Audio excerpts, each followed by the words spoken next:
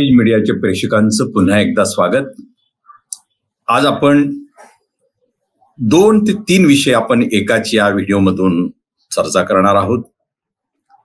परवाच निवडणूक आयोगाची पत्रकार परिषद झाली आणि संबंध देशाच्या लोकसभा निवडणुका या जाहीर झाल्या। त्या निवडणूक आयोगाच्या पत्रकार परिषदेमध्ये नेमका काय संदेश आहे हे जसं आपण पाहणार आहोत, तसं त्यानंतर देशात सुरू झालेली लगबग आणि ज्या दिवशी राहुल गांधी यांची पदयात्रा भारत न्याय यात्रा ही मुंबईत येऊन थबकणार त्याच दिवशी निवडणूक आयोगाची पत्रकार परिषद, दुसऱ्या दिवशी त्या भारत न्याय यात्रेचा समारोप करताना इंडिया आघाडीची शक्तिशाली महासभा मुंबईत, या सगळ्यांचा अर्थ आज आपण थोडक्यात उलगडणार आहोत। मुख्य निवडणूक आयुक्त राजीव कुमार यांच्या नेतृत्वात 16 तारखेला पत्रकार परिषदेचं आयोजन करण्यात आलं होतं आणि त्या पत्रकार परिषदेमध्ये देशाच्या मतदार संख्येच्या अनुषंगानं वयाच्या टप्पा, प्रथमच मतदान करणारे मतदार, युवा मतदार, 20 ते 29 या वयोगटातले मतदार, 100च्या वरचे मतदार, 85च्या वरचे मतदार, अशी बरीच आकडेवारी निवडणूक आयोगानं सादर केली। पण प्रत्यक्ष सर्वात शेवटी जेव्हा त्यांनी निवडणुकाचा तारखांचा आणि एकूण निवडणूक टप्प्यांचा भाग सांगितला, त्यानंतर प्रश्नोत्तराचा तास झाला आणि या प्रश्नोत्तराच्या तासामध्ये मुख्य निवडणूक आयुक्त राजीव कुमार यांना पत्रकारांनी जे प्रश्न विचारले त्या प्रश्नांना त्यांनी मुत्सद्दीपणाने, काही वेळा कुत्सितपणाने उत्तर देण्याचा प्रयत्न केला।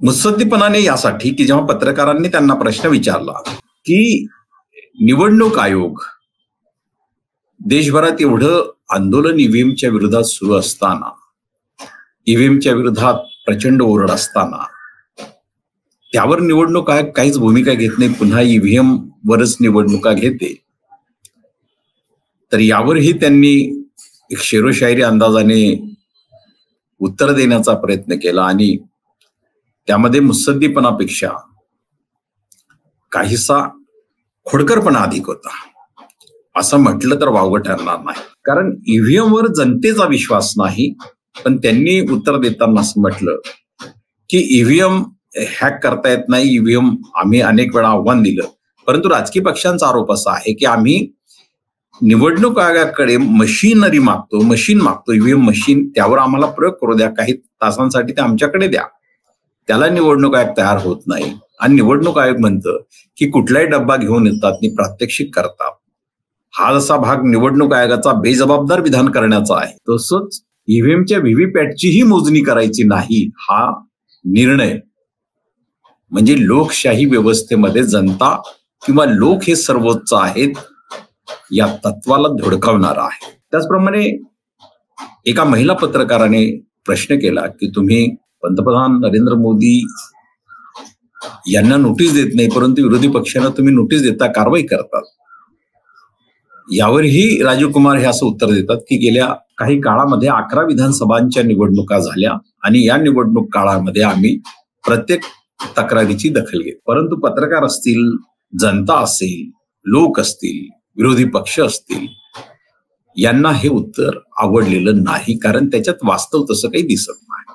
त्यामुळे एका पत्रकारानं असा प्रश्न केला की तुम्ही निवडणूक ही दीर्घ टप्प्यात म्हणजे 7 टप्प्यात का घेतायत, यामुळे सत्ताधारी पक्षालाच फायदा मिळण्याची शक्यता आहे। यात त्यांनी मुत्सद्दीपणाने उत्तर दिलं की भारताची भौगोलिक स्थिती पहा, कुठे पाऊस आहे, कुठे डोंगराळ आहे, कुठे नदी आहे, म्हणजे एक साहित्यिक त्यांच्यामध्ये संचारला होता एक प्रकारचा। म्हणजे यापूर्वी मतपेट्यांवर जेव्हा निवडणुका झाल्या त्यावेळी 2-3 टप्प्यांमध्ये फार तर मतदान झालेलं आहे। टप्पे जास्तही असतील तरी मतदान ते मतमोजणी यामध्ये 1.25 महिन्याचा काळ असणं हे यापूर्वी ईव्हीएम पूर्वी कधी झालं नाही, पण सध्याच्या काळात ते होत आहे। त्यामुळे हा जो कालापव्यय आहे यामध्ये आता महाराष्ट्रासारख्या राज्यामध्ये 5 चरणांमध्ये 5 टप्प्यांमध्ये मतदान होतं। हे कोणी सुज्ञ माणूस मिळेल की महाराष्ट्र हे तुलनेनं देशातलं वैचारिक शांतता असलेलं राज्य आहे. त्यामुळे या राज्यात 5 टप्प्यामध्ये मतदानाची प्रक्रिया ही नेमकं काय दर्शवते, तर बऱ्याच जणांचा असा आरोप आहे की सत्ताधारी पक्षांना प्रत्येक मतदारसंघात प्रचार करण्यासाठी पुरेसा वेळ मिळावा, वाव मिळावा, हे यामागचं सूत्र आहे असा आरोप होतो आहे. आता हा झाला निवडणूक आयोगाच्या पत्रकार परिषदेचा भाग. त्याच दिवशी मुंबईमध्ये राहुल गांधी यांच्या नेतृत्वाखाली भारत न्याय यात्रेचं आगमन झालं.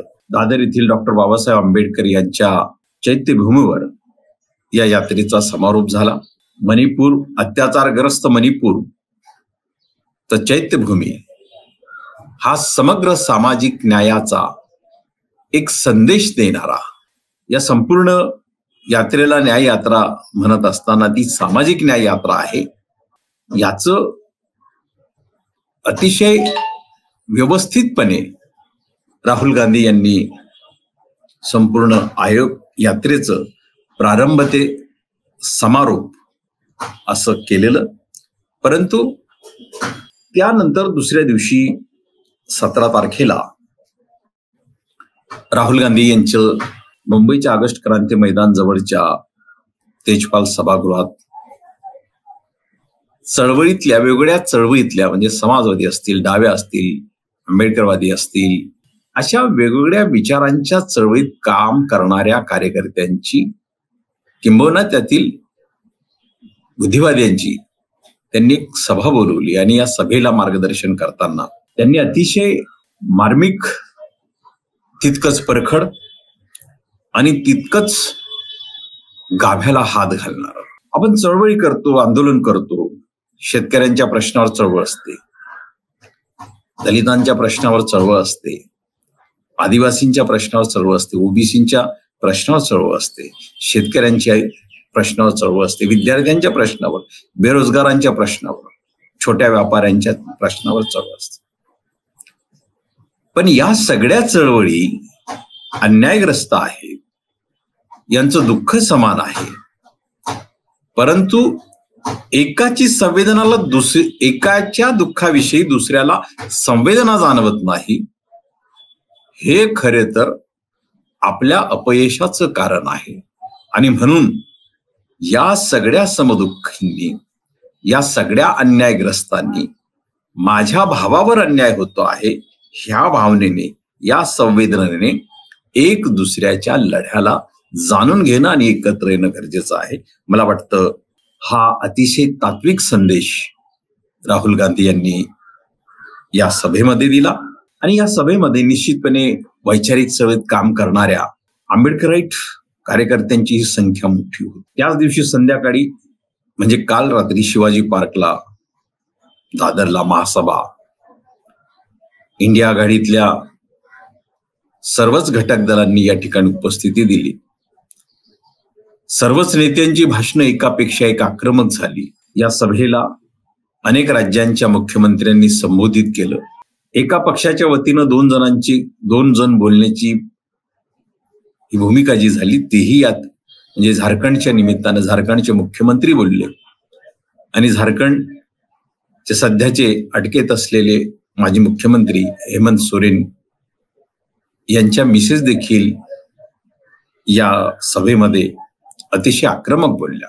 उद्धव ठाकरे यांनी अतिशय आक्रमक भाषण या ठिकाणी केलं. पण या सभेला खूप मोठी प्रतीक्षा जी काही होती ती ऍडव्होकेट बाळासाहेब आंबेडकर यांच्या उपस्थितीची, त्यांनी उपस्थिती दिली. मंचावर प्रियंका गांधी यांच्या बाजूलाच त्यांचं आसनही होतं. आणि सबंध सभा, महासभा ही त्यांच्या भाषणाकडे, म्हणजे शिवाजी पार्कवर सर्वात मोठं भाषणाचं जर आकर्षण किंवा प्रतीक्षा जर काही होती तर ती बाळासाहेब ऍडव्होकेट प्रकाश आंबेडकर यांच्या भूमिकेविषयी होती. ती भूमिका म्हणजे ते महाविकास आघाडी सामील होतात की नाही होतात याविषयी त्यांनी स्पष्ट असं मत व्यक्त केलं नसलं तरी ते एवढं म्हटले की हे जे काही आजचं वातावरण आहे या विरोधात लढावं लागेल. आपण सोबत असू अथवा नसू, परंतु लढावं लागेल. अर्थात महाविकास आघाडी सोबतच्या चर्चेची दालनं अजूनही त्यांनी उघडी ठेवलेली आहेत. म्हणून येत्या 1-2-4 दिवसामध्ये काही निर्णय ते घेतील, तशी भूमिका घेतील अशी अपेक्षा अजून लोक समुदायाला आहे. या सभेत राहुल गांधी यांनी अगदी उंचीचं, तितकंच तात्विक, तितकंच व्यवहार्य आणि तितकंच सगळ्यांच्या मनाला भिडणार असं भाषण केलं. त्यांच्या या भाषणामध्ये ते म्हणतात की एका शक्तीविरोधात आपण लढतो आहोत आणि ज्यांचं नाव आपण घेतो ते मुखवटे आहेत, मास्क आहे. ती शक्ती आणि इंडिया आघाडी असंही नाही, किंवा भाजप आणि इंडिया आघाडी असाही हा लढा नाही.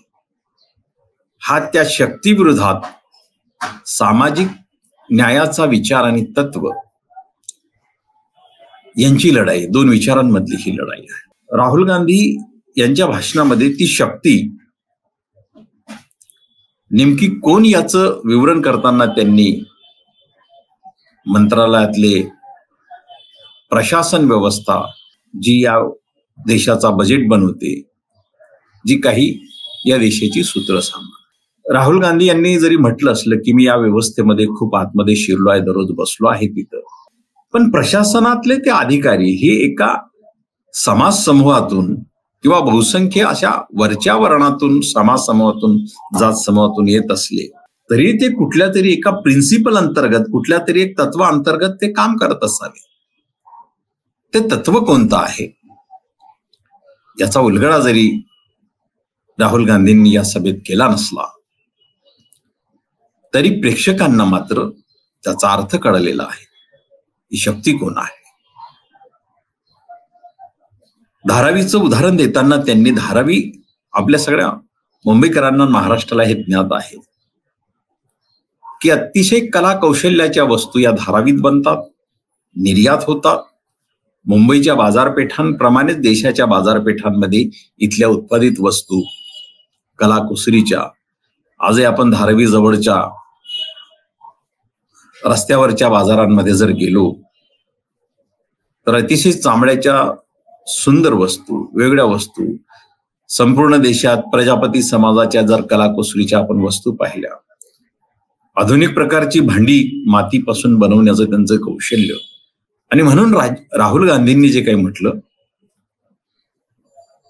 की चीनने जी काही प्रगती, आर्थिक प्रगती जगामध्ये केली आहे, तशी प्रगती भारताला साध्य करून देणारं स्किल धारावीमध्ये आहे आणि त्या स्किलला वापरलं जात नाही. हा सगळा भाग जो आहे, एका बाजूला एक प्रतिमा तयार केली जाते की जे सत्तेत आहेत त्यांचा पराभव होणार नाही, आणि बऱ्याच वेळा असं म्हणतात की त्यांना पराभूत करणं अवघड आहे. परंतु राहुल गांधी यांनी काल जो संदेश दिला त्यामध्ये पुन्हा त्यांनी जनतेच्या मनात असलेल्या शंकेला पुष्टी दिली की राजाचा प्राण ईव्हीएम मध्ये आहे आणि ईव्हीएम असल्याशिवाय ते जिंकू शकत नाही असं ते म्हणतात. परंतु निवडणूक आयोगाने ईव्हीएम मशीन मधली व्हीव्हीपॅट मोजणीला नकार जो दिलेला आहे त्या विरोधात राहुल गांधी यांचं एक वाक्य एल्गार करून गेलं, आणि ते वाक्य म्हणजे व्हीव्हीपॅट मोजणार नाही म्हणजे कसं मोजणार नाही. त्यांचं हे वाक्य निवडणूक आयोगाला घाम फोडणार आहे. याच महासभेत ऍडव्होकेट बाळासाहेब प्रकाश आंबेडकर यांनी आपण सर्व विरोधी पक्षांनी निवडणूक आयोगाच्या दारावर गेलं पाहिजे ही भूमिका मांडली. या महासभेत बाळासाहेब आंबेडकरांनी आपली भूमिका स्पष्ट केली नसली तरी त्यांनी एक वाक्य जे म्हटलं, त्यांचं ते वाक्य आणि त्या वाक्याला एक प्रकारे मल्लिकार्जुन खरगे यांनी एका वाक्यात दिलेलं उत्तर हे कलगीतुरा स्वरूपात मी पाहतोय. बाळासाहेब म्हटले की राहुलजी, आम्ही किती दिवस केवळ वोट बँक म्हणून राहायचं? आमच्या मतावर वर्षानुवर्ष एकाच कुटुंबांमधले अनेक सदस्य सत्तेवर जातात आणि आम्ही हे फक्त बघत राहावं आणि मतपेढी भरून आम्ही फक्त हे बघत राहावं, हे आता चालणार नाही. आम्ही आता नुसती मतबँक बनायला तयार नाही. अतिशय परखड वक्तव्य आहे. तितकंच ते व्यवहार्य आहे, तितकंच तात्विक आहे. कारण वेळ अटीतटीची असली, संविधानाच्या संदर्भातल्या काँग्रेसने जरी म्हटलं असलं किंवा सगळ्या पक्षांनी की संविधान निवडीसाठीची ही निवडणूक आहे, नव्या संविधान सभेची निवडणूक आहे असं म्हटलं गेलं. संविधान वाचवणं हे बाळासाहेब आंबेडकरांनी यापूर्वीच्या त्यांच्या सभांमध्ये म्हटलंय की 2024च्या निवडणुकांचा अजेंडा हा संविधान असेल. आणि त्याच प्रश्नावर काल इंडिया आघाडीची जी महासभा झाली ती त्या प्रश्नाभोवती राहिली. आणि मल्लिकार्जुन खरगे जेव्हा बोलायला उभे राहिले, हिंदी आणि अस्खलित मराठीत त्यांनी जी आपली भूमिका मांडली, त्यांनी एक वाक्य असं म्हटलं की आपण कितीही आता या वेळेला तात्विक चर्चा केली तरी व्यवहार हे सांगतो आपण एकत्रित लढल्याशिवाय समोरच्या शक्तीचा पराभव करू शकत नाही. आणि मला वाटतं ऍडव्होकेट बाळासाहेब प्रकाश आंबेडकर यांच्या वाक्याला त्यांनी हे दिलेलं उत्तर असावं. नेमकं काय असेल हे आपणही यावर विचार करणार, परंतु 2024च्या लोकसभा निवडणुका या सगळ्यांच्या दृष्टीने आव्हानात्मक आहेत आणि त्या आव्हानाच्या दिशेने आपण सगळ्यांनी काय करावं हा प्रत्येक नागरिकाच्या एक मनातला विषय बनला आहे. त्या विषयावर विचार करता आहेत आणि विचार करताना भूमिकाही ठरता आहेत. नेमकं काय 2024च्या या लोकसभा निवडणुकीत विषय आता चर्चेला येतील आणि त्यावर आक्रमकपणे राजकीय पक्ष निवडणुका लढवण्यासाठी सज्ज होत आहेत, झाल्यात. आणि येणारा जवळपास 1.25 महिन्याचा काळ हा राजकीय दृष्ट्या अतिशय संघर्षाचा आहे, परंतु तो एकंदरीत देशाचं या नव्या काळात भवितव्य ठरवणारही आहे. आणि म्हणून 2024च्या या लोकसभा निवडणुकीच्या निमित्तानं निवडणूक आयोग आणि काल झालेली महासभा या दोघांचा नेमका अन्वयार्थ काय आहे हे संक्षिप्त मध्ये आपल्याबरोबर आम्ही चर्चा केली. यातून आपण काय निष्कर्ष काढाल हा निश्चितपणे प्रतिक्रियेच्या स्वरूपात आम्हाला कळवावा. धन्यवाद.